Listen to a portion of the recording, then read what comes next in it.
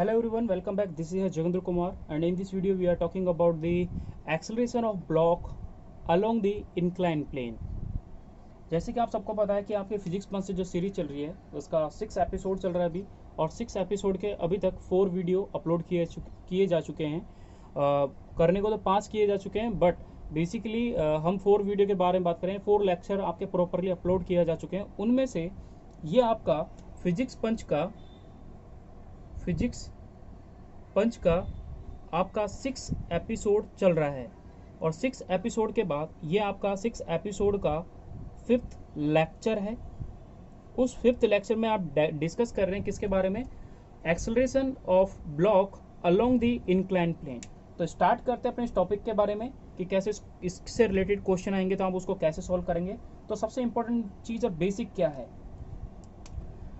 पहला ए पॉइंट समझें कि एक ब्लॉक है, ठीक है, ये एक ब्लॉक है, ये एक इंक्लाइंड ब्लॉक, ठीक है, ये एक इंक्लाइंड ब्लॉक है।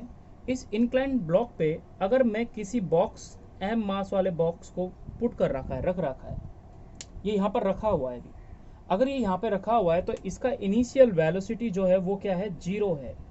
अगर बॉक्स अगर यहाँ पर रखा हुआ है और उस पर कोई फोर्स नहीं लग रहा तो इसका इनिशियल यानी यहाँ पर इस वाले पॉइंट पर मैं इसको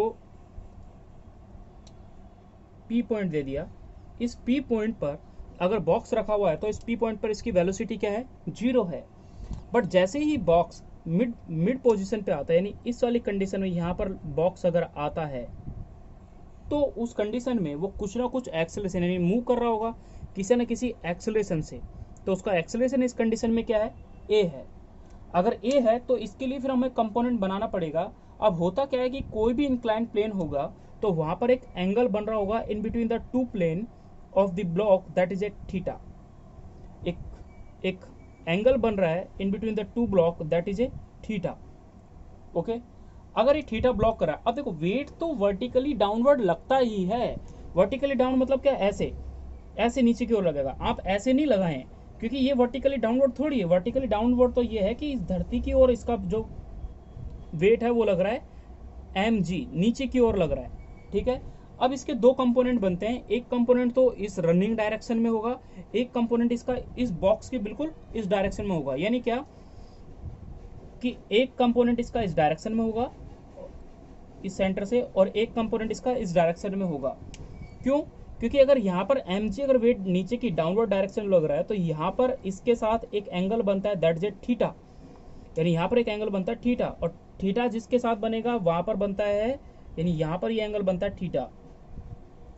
तो यहाँ पर एक कंपोनेंट इस mg का क्या आ जाएगा? mg cos थीटा, और एक कंपोनेंट इधर की साइड रनिंग डायरेक्शन क्या हो जाएगा?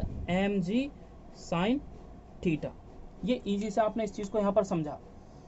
क्या समझा? कि ब्लॉक सेम वही वो पहले वाला, जैसे मान लो एक सिंपल सा आपने हॉरिजॉन्टल में क्या पढ़ा था? ये एक बॉक्स है, इस बॉक्स पर एक फोर्स लग रहा है, मान लो ये वाला F, इसको मैंने mg यहाँ पे लिख रहा है, यहाँ पे फोर्स है क्योंकि यहाँ पे mg वेट लग रहा है, और ये एक एंगल पे फोर्स लग रहा है, दैट एंगल इज थीटा। मैंने बोला what is the component of this block, तो आप एक क्या बोलोगे? एक कंपोनेंट तो इसका ये हो जाएगा जी F cos थीटा, एक इसका वर्टिकल कंपोनेंट हो जाएगा F sin थीटा। ये आपने कब बात करी थी? हॉरिजॉन्टल के पहले वाले वीडियो में, पहले जब हम हॉरिजॉन्टल के बारे में बात कर चुके हैं। लेकिन ये क्या है? इंक्लाइन है, थोड़ा सा कैसे तिरछा है। तो तिरछे पे अगर बॉक्स यहाँ पे रखा हुआ है तो कुछ ना कुछ तो मोशन से नीचे मूव कर रहा है, और उस मोशन से अगर वो नीचे मूव कर रहा है तो उसका कुछ ना कुछ एक्सेलरेशन होगा, कुछ ना कुछ उस पर वेट अप्लाई हो रहा होगा। तो हम उसके बारे में हम बात कर रहे हैं यहाँ पर। अब इस कंडीशन में क्या हो जाएगा? बॉक्स अगर इस डायरेक्शन में मूव कर रहा है तो सोचो इसका एक्सेलरेशन इस डायरेक्शन में मूव कर रहा है, तो इसके ऊपर जो स्यूडो फोर्स लग रहा होगा वो इस डायरेक्शन लग रहा होगा, यानी ma इस डायरेक्शन में लग रहा होगा। Now this ma is equal to mg sin theta. अगर mg sin थीटा अगर आपको दे रखा है तो यहाँ से आप एक्सेलरेशन फाइंड आउट करते हैं। a से a कट गया, now a is equal to g sin theta. That's a important concept. यानी क्या कि अगर बॉक्स अगर इस P पॉइंट पे रखा है तो उसकी इनिशियल वेलोसिटी 0 है, बट जब वो मिड पोजीशन में आया तो उसके ऊपर एक वेट अप्लाई कर रहा है नीचे की ओर, उस पर एक स्यूडो फोर्स बैकवर्ड डायरेक्शन में अप्लाई करेगा, और इस वाले मास को और इस वाले फोर्स को इस वाले फोर्स के इक्वल कर दिया। और जब दोनों इक्वल कर दूंगा तो m से m कट जाएगा, acceleration is equal to g sin theta जाएगा। ये इसकी पहली कंडीशन थी। Now what is the second condition, that's most important. Okay, most important करते हैं the acceleration of block in incline plane का सेकंड पॉइंट बहुत इंपॉर्टेंट है, बहुत इंपॉर्टेंट है। क्या है इंपॉर्टेंट, पहले इसके कंसेप्ट को समझेंगे। ये एक ब्लॉक है, ठीक है, ब्लॉक है, इंक्लाइन प्लेन है। इस इंक्लाइन प्लेन पर एक बॉक्स रखा हुआ है जिसका मास है कैपिटल M, ठीक है। 2018 में इससे रिलेटेड क्वेश्चन आ चुका है नीट के अंदर, नीट के अंदर से 2018 में क्वेश्चन आ चुका है, माइंड इट। और भी पहले 2-3 बार आ चुका है, लेकिन मेरे को ये एग्जैक्ट डेट या सन याद नहीं है, इसलिए मैं 2018 का मुझे याद है, उस 2018 में इससे रिलेटेड क्वेश्चन पूछा गया था। अब इंक्लाइन प्लेन पर दो तरीके से एक्सेलरेशन अप्लाई हो सकता है, पहले उस चीज को समझें। दो तरीके से एक्सेलरेशन किस टाइप से होगा, यानी इसने बोला acceleration of block along incline plane, कि एक ब्लॉक जो है वो एक इंक्लाइन प्लेन के ऊपर रखा हुआ है। तो एक तो ये हो सकता है कि भाई ये बॉक्स यानी इस इंक्लाइन प्लेन का, इस ट्राइंगुलर का एक एक्सेलरेशन इस डायरेक्शन में लग रहा हो, एक कंडीशन तो ये हो सकती है।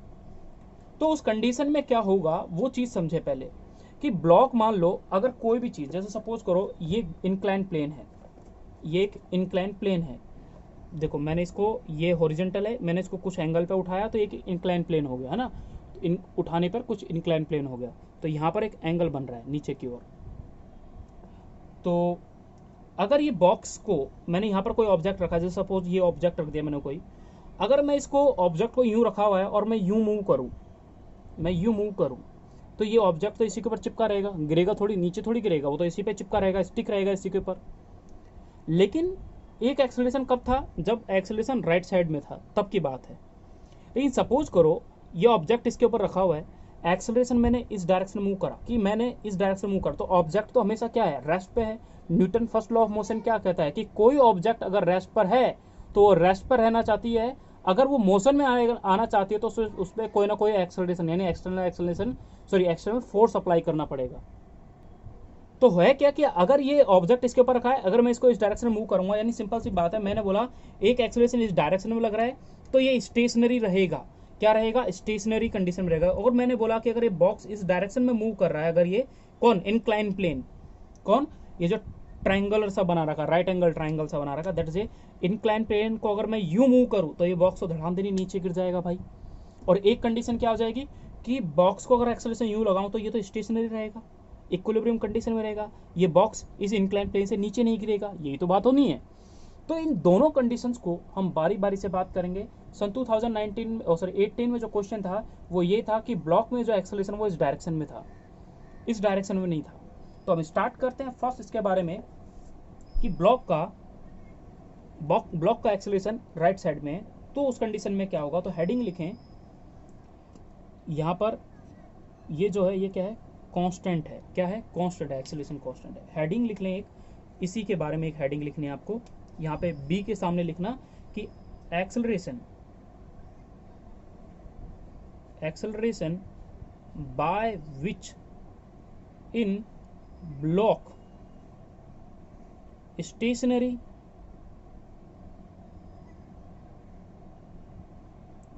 रिमेन स्टेशनरी और इन इक्विलिब्रियम, कि ब्लॉक किस कंडीशन में रहेगा, इक्विलिब्रियम में रहेगा। वो कौन सी कंडीशन है, तो आपने अभी दो चीज जानी कि अगर मैं एक्सेलरेशन इस डायरेक्शन में लगाऊंगा तो ब्लॉक के साथ साथ, यानी यहाँ पे कोई ब्लॉक रखा है तो ब्लॉक भी रखा ही रहेगा, गिरेगा नहीं। लेकिन अगर ब्लॉक को मैं पीछे की ओर खींचूंगा तो ब्लॉक इसके ऊपर रखा हो तो ब्लॉक तो हमेशा रेस्ट पे रहता है, रेस्ट पे रहेगा तो वो तो अपनी जगह पे रहेगा ना। तो जैसे आपने इसको खींचा तो थोड़ी देर तो इसके साथ रहेगा, लेकिन वैसे धड़ाम देनी नीचे गिर जाएगा, कब, जब एक्सेलरेशन ये लग रहा है। तो मैंने ये चीज़ जानी कि अगर मुझे ब्लॉक को स्टेशनरी, रिमेन स्टेशनरी यानी रुका हुआ रखना है और इक्विलिब्रियम कंडीशन में रखना है, तो मुझे एक्सेलरेशन इस डायरेक्शन में मूव लगाना पड़ेगा। अब आप सोचो कि यार मैंने तो इस डायरेक्शन में ब्लॉक पड़ा है, ये मान लो इस टाइप से बना आ जाए तो भाई मुझे इस डायरेक्शन में एक्सेलरेशन लगाना होगा, ठीक है, मैंने इसके अकॉर्डिंग बताया है, ठीक है। आप सोचोगे इस टाइप से बना आ जाए पेपर में तो बोलो यार हमने तो ये पढ़ा था कि अगर राइट साइड में लग रहा है तो जाके अरे नहीं ना यार, कंसेप्ट समझो ना, जो आपको समझाया जा रहा है वो ये समझाया जा रहा है कि स्टेशनरी पे कब रहेगा और कैसे रहेगा। तो इस डायरेक्शन में मूव कर रहा है तो एक्सेलरेशन इस टाइम में इस लेफ्ट डायरेक्शन में होना चाहिए, तब जाके ब्लॉक क्या रहेगा, स्टेशनरी रहेगा या इक्विलिब्रियम कंडीशन में रहेगा। मैंने इसको लेके समझा रहा हूँ इसलिए, तो आपने हेडिंग लिख लिया ये वाला यहाँ पे बी के सामने। अब हम इसकी बेसिक कंपोनेंट बनाना सीखते हैं। क्या बनाना सीखेंगे? Basic component. कैसे बनाते हैं वो देखते हैं। आपको पता है कि कोई ब्लॉक जो होता है इंक्लाइन प्लेन के बीच में, दोनों के बीच में का एंगल होता है थीटा। तो इसका जो वेट है वो वर्टिकली तो डाउनवर्ड लगेगा, mg नीचे की ओर लग रहा है। तो फिर इसके दो कंपोनेंट होंगे, यानी ये जो है एक थीटा, यानी यहाँ पर इसके साथ एक एंगल बना रहा है थीटा। यहाँ पर अगर ये थीटा है तो ये 90 माइनस थीटा, फिर ये थीटा, ठीक है, ये 90 माइनस थीटा, ये थीटा, क्योंकि 90 डिग्री पे आ गया। अगर ये इसका कंपोनेंट तो एक कंपोनेंट इसका आ जाएगा mg cos थीटा। आपको पता है थीटा के साथ हमेशा क्या होता है mg। अब देखो ये याद करने वाली बात है। एक कंपोनेंट mg वाला बनेगा जो मैं बना रहा हूँ, इसके बाद एक और कंपोनेंट बनेंगे, वो क्या बनेंगे वो देखेंगे, ठीक है। तो ये हो गया। दूसरा mg साइन थीटा, ये इसी का ही सेकंड mg का सेकंड कंपोनेंट है। तो दो कंपोनेंट आपने ये बना लिए। अब सबसे इंपॉर्टेंट चीज़ यहाँ पर ये हुई कि भाई अगर एक्सेलरेशन इस डायरेक्शन में, तो हम तो स्यूडो वाले ठहरे साहब। तो स्यूडो वाले हमेशा क्या होते हैं, स्यूडो फोर्स कहाँ लगाते हैं? अपोजिट में लगाते हैं, दैट इज ए ma। हमने स्यूडो फोर्स अपोजिट में लगाया क्योंकि हम तो स्यूडो वाले थे। तो एक्सेलरेशन यानी स्यूडो फोर्स क्या लगेगा? अपोजिट डायरेक्शन लगेगा, जो कि ये दिख रहा है आपको। अब होता क्या है कि this is the theta, this is also a, यानी ये भी कुछ ना कुछ एंगल का फॉर्मेशन करेगा। तो मैंने बोल दिया इसको 90 माइनस थीटा।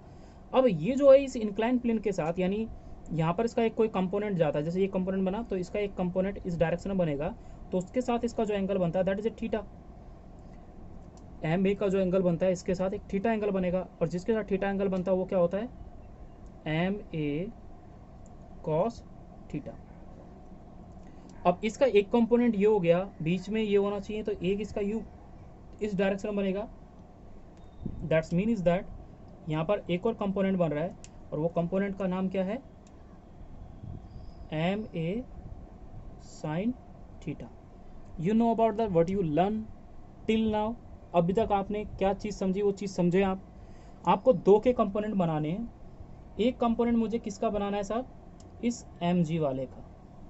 इसका एक mg का कंपोनेंट बना, mg cos थीटा ये वाला, जिसके साथ थीटा बना। एक mg sin थीटा बना इस डायरेक्शन में। पहली चीज़ मुझे पता है एक्सेलरेशन इस डायरेक्शन में, तो हम तो स्यूडो वाले ठहरे। तो स्यूडो वाले क्या करते हैं? हमेशा स्यूडो फोर्स अपोजिट लगाएंगे। एक्सेलरेशन यूँ है तो मुझे उसके अपोजिट में एक्सेलरेशन बनाना है, मैंने ये बना दिया।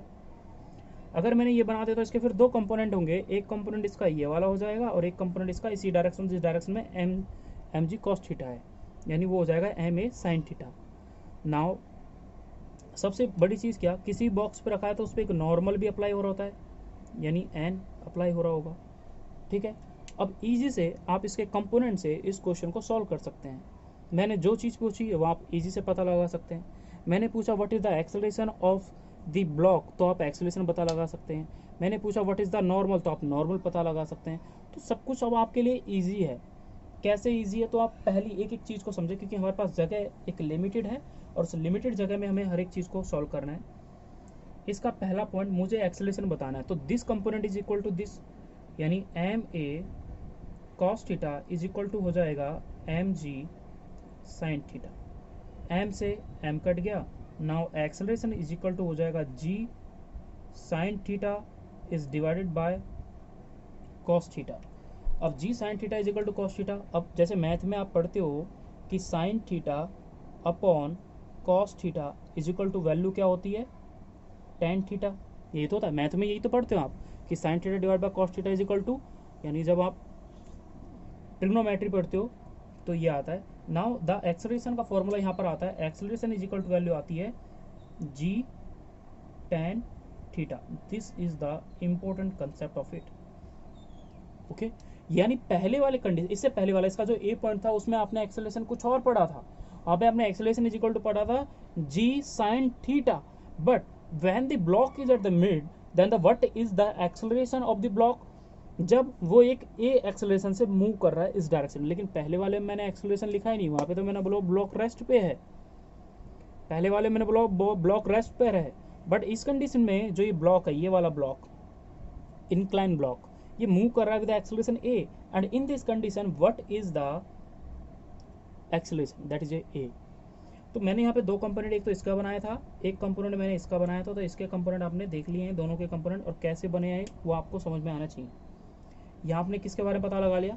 एक्सेलरेशन में। दोस्तों यही तो क्वेश्चन था, यही पूछा था व्हाट इज द एक्सेलरेशन, कब, जो लाइन मैंने अभी जस्ट यहाँ पे नीचे लिखी थी ब्लू कलर में, वो लिखी थी acceleration by which in the block remain stationary और इक्विलिब्रियम, तो वो क्या होता है जी टेन थीटा होता है। कब होता है, जब ब्लॉक यू मूव कर रहा होता है।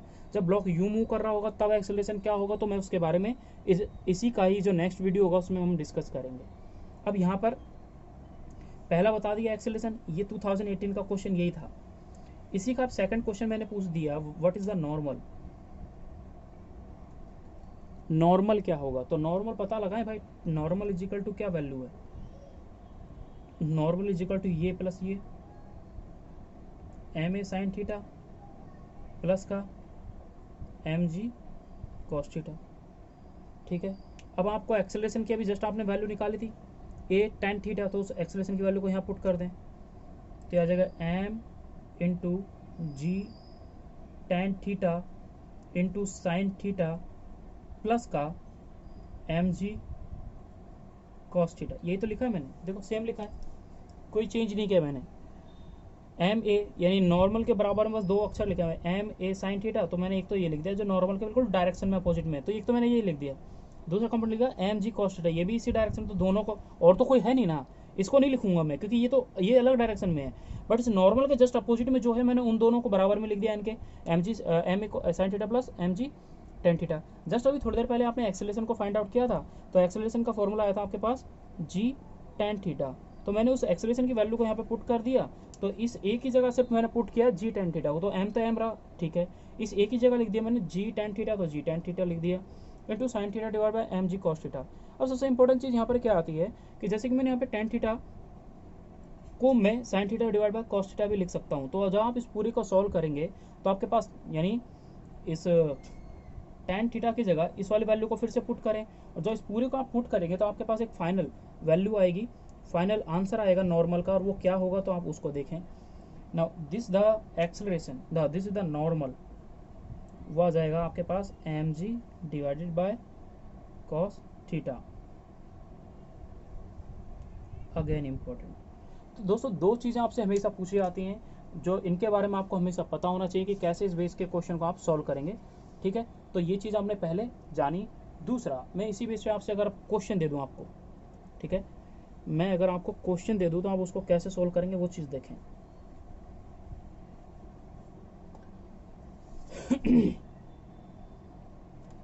क्वेश्चन सपोज करो मैंने क्वेश्चन दे दिया, एक ब्लॉक है,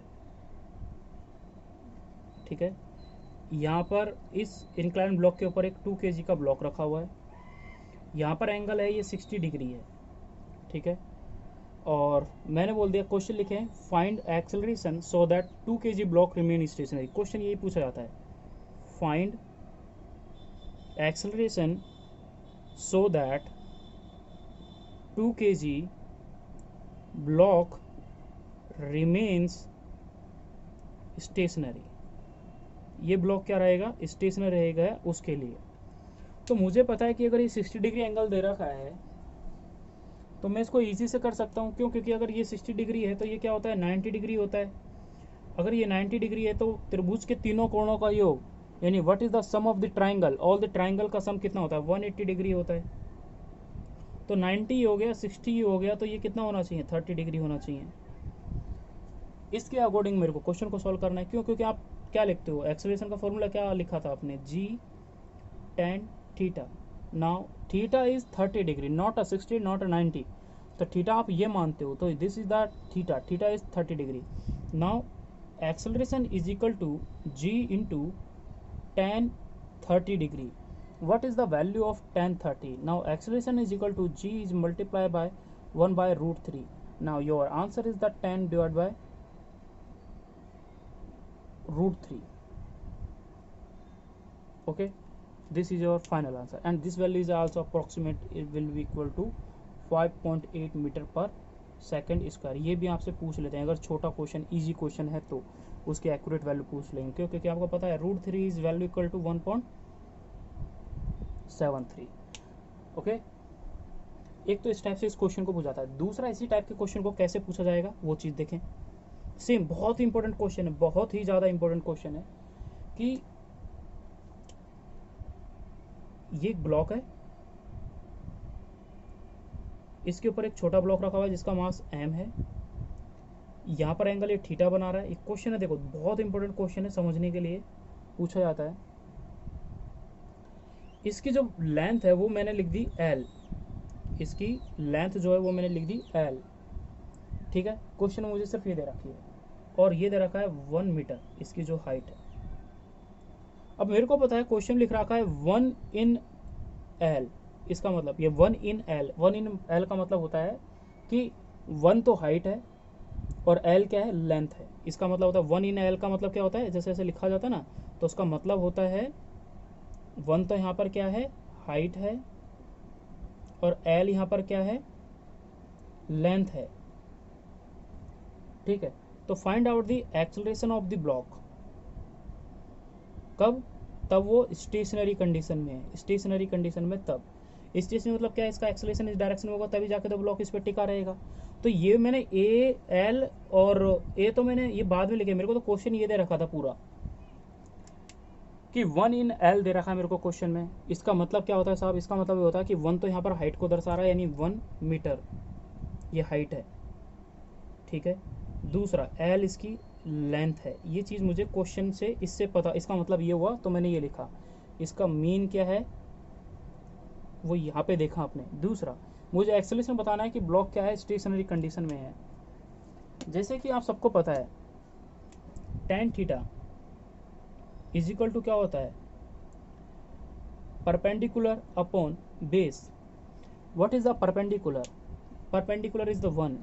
what is the base? We don't know about that. The base find out करेंगे तो आप वही hypotenuse is equal to base square plus perpendicular square, तो वही करेंगे। तो मैं यहाँ पर बेस को फाइंड आउट कर लेता हूँ, यानी ये बेस है, इस बेस को फाइंड आउट कर लेता हूँ। तो हाइपोटेनस का square is equal to perpendicular का स्क्वायर प्लस बेस का स्क्वायर। तो what is the hypotenuse? That is l का square. What is the perpendicular? यानी 1 का स्क्वायर प्लस बेस का मुझे निकालना है। तो बेस की अगर मुझे वैल्यू निकालना तो बी इज इक्वल टू आ जाएगा एल स्क्वायर माइनस का 1। ये मेरे पास वैल्यू आ गई। इसके ऊपर से अगर बी स्क्वायर के ऊपर से बी हटाऊंगा तो मेरे पास इसके ऊपर रूट आ जाएगा। Now this is the value of base, यानी बी की वैल्यू ये आ गई। Now what is the acceleration? Acceleration is equal to formula आपने पढ़ा है, acceleration is equal to formula g tan theta, ये पहले आपने कंडीशन पढ़ी। तो मुझे पता है कि एक्सेलरेशन इज इक्वल टू जी, तो जी लिख दिया। tan थीटा की वैल्यू क्या होती है, perpendicular upon base. What is the perpendicular? 1। 1 is divided by what is the base, that is a L square minus का 1. This is the most important questions that will be asked in your AIIMS यानी AIIMS के अंदर ये बहुत ज़्यादा बार पूछा गया है, एम्स के अंदर पूछा गया है ये वाला। तो आपको एक्सेलरेशन के बारे में पता होना चाहिए कि कैसे इसको मैंने फाइंड आउट करूँगे। तो ये एम्स का बहुत फेवरेट क्वेश्चन हुआ करता था जो आपको आना चाहिए, ठीक है। तो दोस्तों ये आपने अभी तक पढ़ा था कि अगर ब्लॉक यू मूव कर रहा है, इस राइट साइड डायरेक्शन मूव कर रहा है, यानी ब्लॉक क्या है, स्टेशनरी रखना है, रिमेन स्टेशनरी रखना है, इक्विलिब्रियम कंडीशन रखना है, तो मुझे ब्लॉक को किस डायरेक्शन मूव कराना पड़ेगा। In our next video we detail about the block living the surface, है ना, जो अपने इस लिविंग सरफेस को छोड़ दे उस कंडीशन में एक्सेलरेशन क्या होगा, नॉर्मल क्या होगा, तो we detail in our next video. And thank you for watching video. If you like my video and my work, then please support me and share more and more. Thank you.